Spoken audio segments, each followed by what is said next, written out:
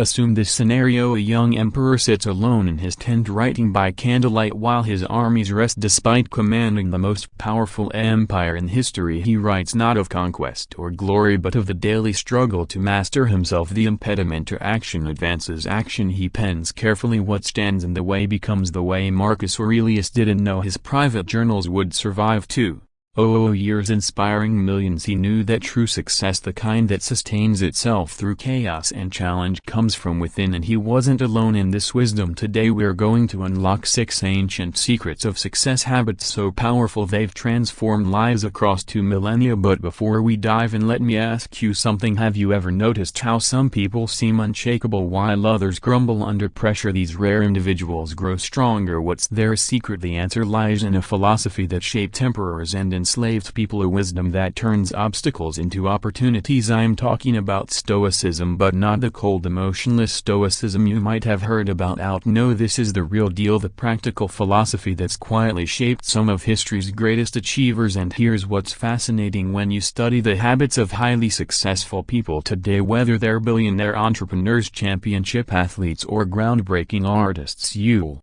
find they're unconsciously following these same ancient principles. But here's the thing: most people get it backwards. They chase success like it's something out there to be caught. The Stoics knew better. They understood that real success is built from the inside out through daily habits that transform who you are. Let's start with the first habit: hard work, but not in the way you might think. Imagine a young man in ancient China. Every day he would stare at a massive mountain near his village while others an immovable obstacle. He saw something different. He grabbed a pickaxe and began chipping away at the mountain. People laughed. "You'll never move that mountain," they said. "Impossible." The old man smiled and replied, "I may not finish in my lifetime, but the mountain is getting smaller every day while my determination grows stronger, and I have sons and they will have sons. The mountain doesn't stand a chance." This story traveled through Chinese history as the tale of the foolish old man who moved mountains. But most people miss something. It's not about the mountain, it's about what happens to you when you chip away at your mountain every single day. Epictetus, a formerly enslaved person who became one of history's greatest philosophers, put it this way: "Don't tell me what a man's principles are, tell me what he does and I'll tell you what his principles are." This is where modern hustle culture gets it wrong. It's not about working yourself to exhaustion, it's about showing up daily with purpose, knowing that each small action reshapes your circumstances and character. Think about that for a moment. Every time you choose the harder path, the early morning, the extra rep, the difficult conversation, you're not just working, you're building something far more valuable than success. You're building the internal strength that makes success inevitable. Now let's talk about the second habit: patience. But I'm going to share a story you've probably never heard, one that changed the course of Arabic literature. Al-Mutanabbi, now considered one of the greatest Arab poets, spent years of his youth wandering the deserts of Syria. He wasn't just seeking inspiration, he was learning the hardest kind of patience. Living among Bedouin tribes, he watched how they survived in the harshest environment on earth, the desert. He realized doesn't care about your timeline, it demands patience not as a virtue but as a necessity for survival. Years later, when he wrote his most famous lines, he didn't just create poetry, he captured a truth about success that most people never grasp. "The desert knows me well, the night and the mounted men, the battle and the sword, the paper and the pen." What was he really saying? That mastery, true lasting success, requires you to embrace the waiting, the learning, and the seemingly endless preparation. Just like the desert tribes knew that rushing across the dunes would only exhaust their camels, you must understand that rushing towards success often takes you further from it. Seneca, the great Stoic philosopher, wrote letters that would influence generations. In one he observed, "No good thing renders its possessor happy unless they're prepared to lose it." Think about that: real success, the kind that doesn't leave you constantly afraid of losing it, requires the patience to build foundations that can't be shaken. Look at any overnight success story, dig deeper and you'll find years of patient preparation. The entrepreneur who seemed to come out of nowhere, they spent 5 years testing and failing. The artist who suddenly made it, they were practicing their craft while everyone else was sleeping. But here's the key that most people miss: patience isn't passive. It's not about sitting around waiting for success, it's about finding joy in the process of becoming. It's about understanding that every skill you're mastering, every relationship you're building, and every small win you're accumulating are all coming together to create something greater than you can imagine. The Stoics had a powerful visualization exercise for this. They would imagine time as a river constantly flowing. You can't grab grab the water and make it move faster, but you can build stronger vessels to navigate it, better tools to use it, and a deeper understanding to work with it rather than against it. So ask yourself, what if everything you're experiencing right now, the struggles, the setbacks, the seemingly slow progress, is not delaying your success but preparing you for a level of success you couldn't handle without this preparation? Remember, the same heat that melts butter hardens steel. Your challenges aren't your enemies, they're the tools forging you into someone capable of sustaining success when it comes. Now let's talk about something that most success gurus conveniently leave out: sacrifice. The third habit that sets Stoic achievers apart from dreamers. There's an ancient Japanese tale about a young samurai who sought out a Zen master to learn the secret of success. The master invited him for tea. As they sat, the master kept pouring tea into the samurai's cup. The cup filled, then overflowed, yet the master kept pouring. Tea spilled everywhere. Finally the samurai couldn't stay silent. "Master, the cup is overflowing, no more will go in." The master stopped pouring and smiled. "You are like this cup, so full of your own opinions, desires and ambitions. How can you learn unless you first empty your cup?" This story isn't just about learning, it's about the fundamental truth of sacrifice that every truly successful person discovers. To gain something new, you must first create space by letting go of something else. Epictetus captured this perfectly when he said, "If you want to improve, be content to be thought foolish and stupid." Think about it for a moment. Are you willing to look foolish while learning to give up your comfort zone, to sacrifice your current identity for the person you could become? But here's where most people get sacrifice wrong. They think it's about giving up things they love. That's not it at all. True sacrifice is about loving something else more. It's about having such a clear vision of what you want to become that letting go of lesser things feels natural. Let me share a story from ancient Africa that captures this perfectly. In Mali, a king named Mansa Musa lived and became the wealthiest person in human history. But before he was king, he was a student of wisdom. His teachers told him a truth that shaped his life: a bird that wants to fly high must first let go of the branch. Think about that. The branch isn't bad, in fact it's comfortable and safe, but if you never let go of it, you'll never know how high you can soar. Modern research actually backs this up. Studies show that our brains are wired to hold on to what we have. It's called the endowment effect. We value things more simply because they're ours. This made sense for survival in ancient times, but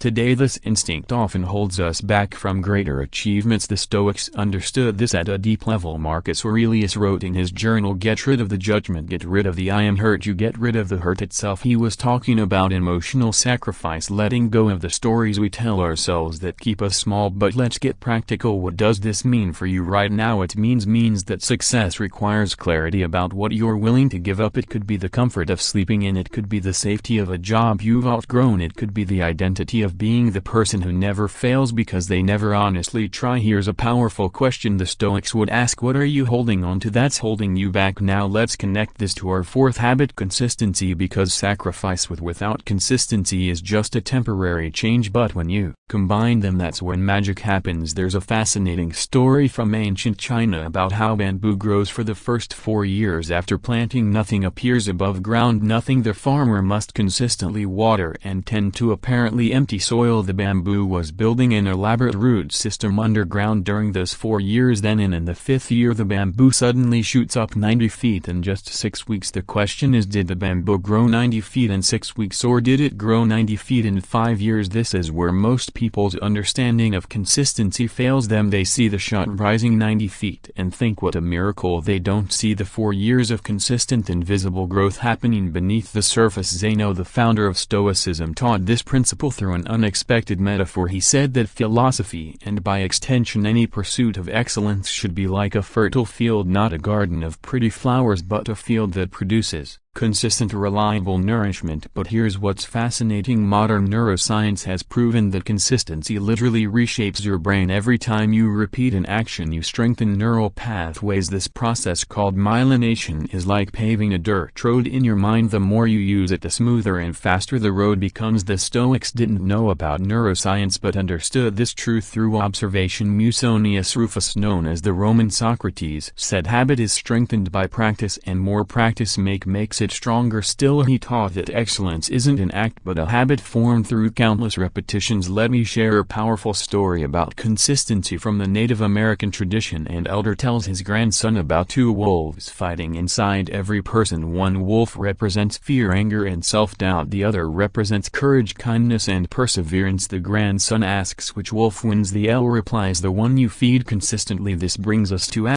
crucial point about consistency that most people miss. It's not about perfection, it's about being persistent. The Stoics had a practice called returning to the path. They knew they would sometimes stray from their principles. The key wasn't to never fall but to always get back up. Think about water flowing down a mountain. It doesn't move in a straight line, it adapts, it flows around obstacles and never stops moving toward its destination. That's true consistency. Epictetus put it beautifully, don't seek for everything to happen as you wish it would, but rather wish that everything happens as it actually will. Then your life will flow well. This brings us to a powerful truth about consistency. It's not just about doing the same things, it's about becoming the same person, your best self, regardless of circumstances. When you're tired, when you are discouraged, and when no one is watching, those are the moments that define your consistency. Consider this every day. You're either building the habit of keeping your word to yourself or breaking it every time you say you'll do something and follow through. You're not just accomplishing a task but strengthening your character. You're becoming someone who can be relied upon, starting with relying upon yourself. The Japanese have a concept called Kaizen, continuous improvement through small consistent steps, but they also have a more profound principle called Danari, the art of decluttering your life to focus on what truly matters. When you combine these ideas with Stoic wisdom, you get something powerful: the understanding that consistency isn't about doing more things but about doing the right things repeatedly with full attention and dedication. As we wrap up this section on sacrifice and consistency, ask yourself what one small action, if done consistently, would transform your life over the next year. What would you need to sacrifice to make that consistency possible? Remember, the path to extraordinary achievement is built on ordinary days consistently invested in your chosen direction. Now we arrive at our fifth habit: discipline, but not as disciplined as you might think. The Stoics understood something more profound about the discipline that modern self-help often misses entirely. Let me share a story from ancient Greece that captures this perfectly. You've probably heard of Odysseus' long journey home after the Trojan War, but one part of his story particularly matters for us today. As Odysseus, the island of the Sirens, whose enchanting songs had lured countless sailors to their deaths, he did something remarkable. Instead of relying on willpower alone, he had his crew tie him to the mast and fill their ears with wax. He created a system of discipline that made failure virtually impossible. This wasn't weakness, it was wisdom proper. This isn't about constant struggle, it's about creating environments and systems that make success almost inevitable. The Stoic philosopher Epictetus, who began life as an enslaved person and ended it as one of history's most outstanding teachers, put it this way: no man is free who is not master of himself. But here's what's fascinating: he taught that mastery comes not from fighting yourself every moment but from understanding and working with your nature. Consider the story of Diamo, daughter of Pythagoras. When her father died, he entrusted her with his manuscripts, making her promise never to sell them. She lived in poverty but kept them safe her entire life, saying, "I would rather die in poverty obeying my father's wishes than sell them for any price." This wasn't just stubborn determination, it was clarity of purpose so profound that it made discipline automatic. Modern psychology calls this choice architecture, setting up your environment so that good decisions become the default. The Stoics were practicing this too.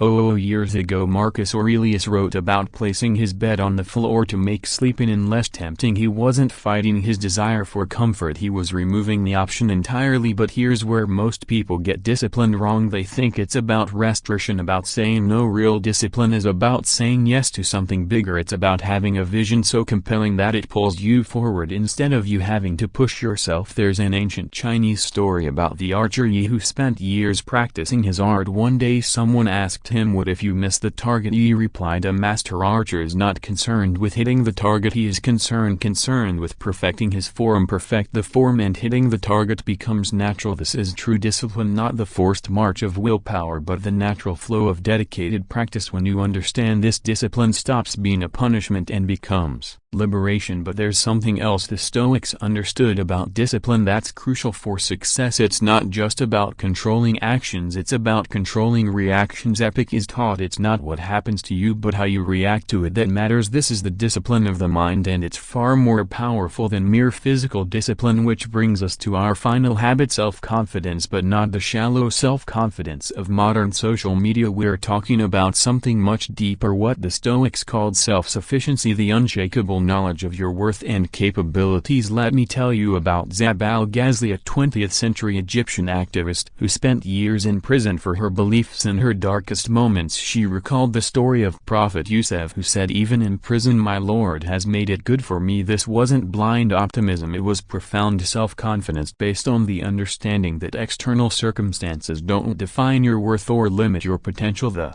Stoics would have recognized this truth. Seneca wrote, "He suffers more than necessary who suffers before it is necessary." Real self-confidence isn't about thinking you'll always succeed, it's about knowing you'll be okay even if you fail. Think about that for a moment. Most people's confidence is built on their successes, but true lasting confidence comes from facing your failures and realizing they didn't destroy you. Each time you fall and get back up, you're not just returning to your previous state but building a more resilient confidence. There's a powerful Japanese concept called kintsugi, the art of repairing broken pottery with gold. The result isn't just repaired, it's more beautiful and valuable than the original. This is what true self-confidence looks like. Your challenges and failures aren't flaws to be hidden, they're the gold that makes you unique and valuable. But here's what most people miss about self-confidence: it's not a feeling you wait for, it's a habit you build through small acts of courage. You act confidently and become confident whenever you face fear. Speak your truth or stand your ground. The Stoics had an exercise to build this kind of confidence. They would regularly practice poverty, voluntarily going without comforts they could afford. Why? Because once you know you can handle the worst, you stop fearing it. Your confidence becomes unshakable because it's based on experience, not hope. Now we can see something remarkable as we bring all 6 habits together: hard work, patience, sacrifice, consistency, discipline, and self-confidence. They're not separate traits but different facets of the same diamond. Each one strengthens and supports the others. Think about it: hard work builds confidence, patience makes consistency possible, sacrifice strengthens discipline. They work together to create something greater than the sum of their parts. Remember the story we started with: Marcus Aurelius writing by candlelight. He wasn't just practicing one habit, he was embodying all 6: the hard work of self-reflection, the patience to build wisdom day by day, the sacrifice of comfort for growth, the consistency of daily practice, the discipline to face hard truths, and the self-confidence to know that his efforts mattered even if no one else ever saw them. So here's your challenge: don't try to build these habits all at once. Start with one. Maybe it's making your bed every morning, a small act of discipline. Maybe it's spending 10 minutes in quiet reflection practicing patience. Maybe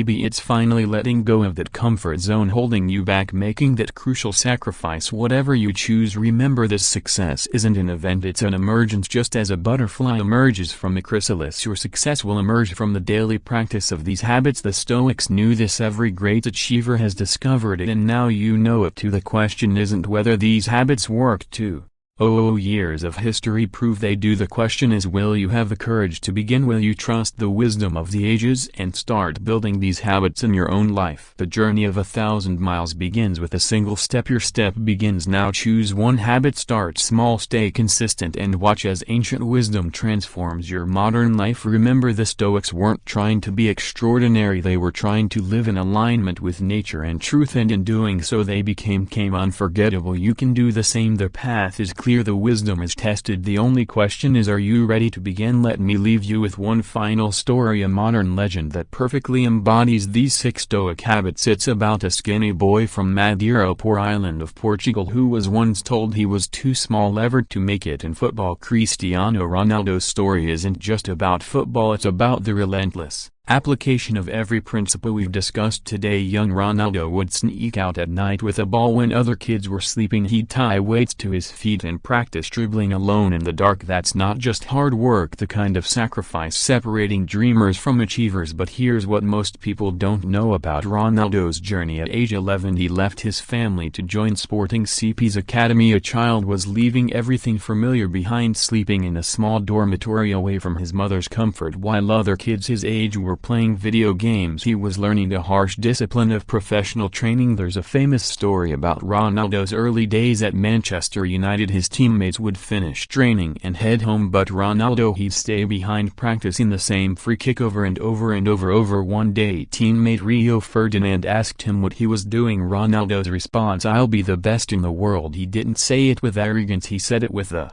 quiet confidence of someone who understood the power of consistency, the patience part of his journey. Consider this: Ronaldo spent years transforming his game before becoming the goal-scoring machine we know today. He didn't just practice, he systematically rebuilt himself. He changed his running style to prevent knee injuries. He revolutionized his free kick technique 3 separate times. He completely transformed his body through discipline, nutrition and training. But here's what makes Ronaldo's story so powerful for us today. Even at the height of his success, when he had won everything possible, his habits didn't change. His former teammate Patrice Evra tells a story about visiting Ronaldo's house for lunch. After a simple nutrition-focused meal, Ronaldo suggested they play a 2-touch football game in his garden. Then he wanted to do pull exercises. Then he challenged Evra to a sprint. This wasn't a young player trying to prove himself. This was someone who had already won multiple Ballon d'Ors and was already considered one of the greatest of all time. Yet his commitment to these habits remained unshakable. Even more telling is how Ronaldo handled setbacks. When critics said he was finished, when injuries threatened his career, when personal challenges rocked his world, he responded not with words but with work, with patience, with discipline. Each setback just became another weight in his training, making him stronger today. At an age when most footballers have long retired, Ronaldo continued to break records and defy expectations. Why? Because these habits we've discussed are not just the things he does, they're who he is, and that's the ultimate lesson from all our Stoic wisdom today. Success isn't about what you do occasionally, it's about who you become consistently. Ronaldo didn't become extraordinary by doing extraordinary things once in a while. He became extraordinary by doing ordinary things with extraordinary consistency and dedication. So as you leave here today, ask yourself, what's your equivalent of Ronaldo's late-night training sessions? What's the dream you're willing to sacrifice for? What habit are you ready to build, not just for a day or a week, but as a fundamental part of who you are? Remember, greatness isn't reserved for those born with special talents. It's available to anyone